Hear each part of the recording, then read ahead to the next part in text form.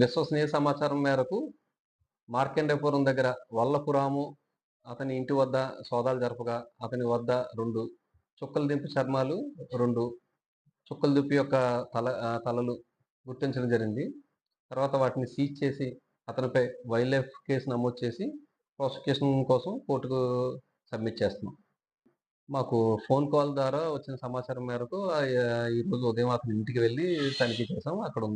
అక్కడున్న చర్మాలవి ఎక్కడివని అడిగితే గుర్తు తెలియని వ్యక్తి గత 4 నెలల క్రితం అతను తెచ్చి ఇస్తే అతను వాటిని చూపించి ఇతను మామూలుగా సీమపంది విక్రయదారుడు. సీమపంది మాంసం అమ్ముతా ఉంటాడు. వాటిని ఈ మాంసం కింద చెప్పి కొద్దిగా ఎక్కువ డబ్బులొస్తాయనే ఉద్దేశంతో ఇలా అమ్ముతున్నానని చెప్పి అతను తెలియపరిచారు.